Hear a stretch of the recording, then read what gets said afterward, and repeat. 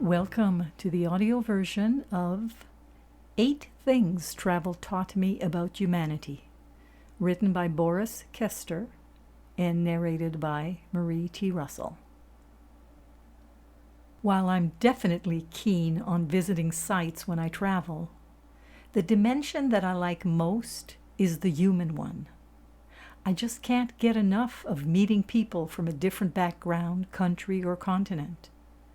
Seeing their traditions, seeing how they live, listening to their language, listening to their views on life, their view on the future, trying to discover things we have in common.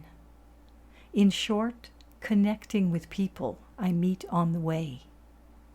It all happened naturally, but I realized that over the years, the people I met during my travels taught me much more about life and the world than I learned in school. For me, the best way to achieve these connections and realizations is to travel independently without guides and to walk or use public transportation. Even though almost invariably slower than hiring private transportation, I believe it gives me the best picture of local life. It's a shortcut to getting in touch with people. I just find out where that bus leaves from, how much the fare is, and where I should get off. One-on-one connections. Once I'm on the way, it's almost inevitable to start talking to people around me. Of course, it helps to speak a common language. If not, I use gestures, a language guidebook, or an instant translator on the phone, which doesn't work flawlessly yet, by the way. Over the years and in all countries of the world, I have met many thousands of people. Some were short encounters, like dealing with a ticket seller while buying a bus ticket, or a shop owner where I bought a bottle of water. Some were lengthy discussions about family, our different lives, or even the world. Oftentimes, these talks gave me surprising insights, made me rethink things I took for granted, made me understand how much we are all shaped by our background and how valuable it is to listen to each other instead of searching for confirmations of our stereotypes. Here are 8 things I learned about humanity on my travels that I would like to share. First, we are all the same. Despite the huge differences between, say, a tribesman in Papua New Guinea, a salesman in Manhattan, or an African lady selling oranges on the street, deep down, they share common values. They all want to make sure they have something to eat at the end of the day. They all want the best for their children. They want to be healthy. They all have a sense of community, purpose, and traditions they follow. Second, people are good. Of course, I've had my share of people who tried to steal money, who attacked me, who tried to con me, who harassed me, or even tried to lock me up. And indeed, some of those incidents later became great stories to tell others or write about in my book. But taking a step back and looking at the greater picture, these people are far, far outnumbered by those who helped me out, who gave me shelter, who protected me, and who generously received me. 3. People are afraid of the unknown. In my native language, Dutch, we have a saying, "What the farmer doesn't know, he doesn't eat."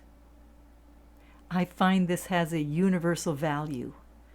People are often afraid of the unknown, the strange, the different, even within the same country. It happened to me countless times that someone would warn me not to go to the next town, claiming people there were crooks who would surely rob me, try to deceive me, and could not be trusted. While people are often proud of their own community, city, or country, they often see those outside those circles as bad people. 4. People are protective of others. By far, most people try to protect visitors and want you to be safe. It was especially obvious when I traveled in dangerous countries that people felt responsible for me, advised me where not to go, walked with me to make sure I was okay, and instructed me about what to do and what not to. It has been heartwarming how people made extra efforts to make me feel safe in their country. 5. People share, especially poor ones. I have met people from all walks of life. I have often experienced hospitality that made me feel welcome. Looking back, I can say that the poorer the people, the more generous they were. People sharing the very few things they had just to make sure that I got the best possible welcome. Often, when I realized how little these people possessed, their hospitality touched me deeply. 6. People can be cruel to animals. Anywhere I traveled, I saw people being cruel to animals. I have seen people kick dogs, throw cats around, torture animals, use them for entertainment, sometimes for some kind of weird fun, sometimes to make money. It is these moments that make me very sad and wonder why humans seem to feel so superior to animals that they believe it's okay to abuse them. Unfortunately, this can be seen anywhere around the world. In developed countries, where animals are kept in abysmal situations and killed as if they were a mere product, this cruelty might be less visible, but it is still there. I hope one day people will learn to finally treat animals with the dignity they deserve. 7. People have pride in their home. People are very often proud of their village, town, city, and/or country. They often try to show the best parts and look for confirmation that they live in the most beautiful place on earth. In fact, I met people who looked at me with compassion when I told them about my travels.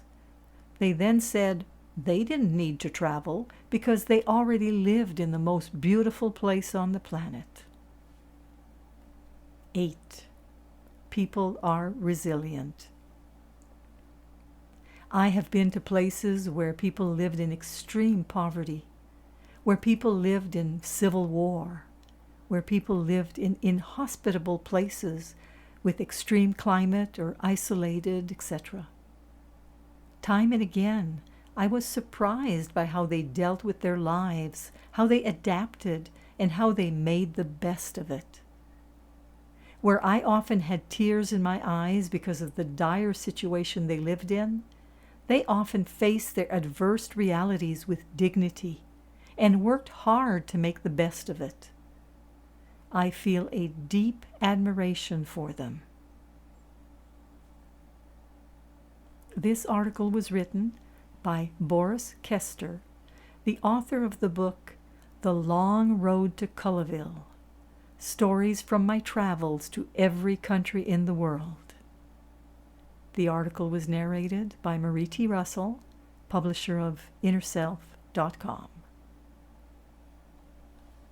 We hope that you have enjoyed this article.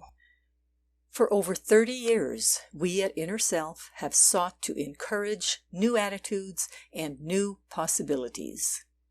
For more inspiration, visit us at InnerSelf.com. Thank you.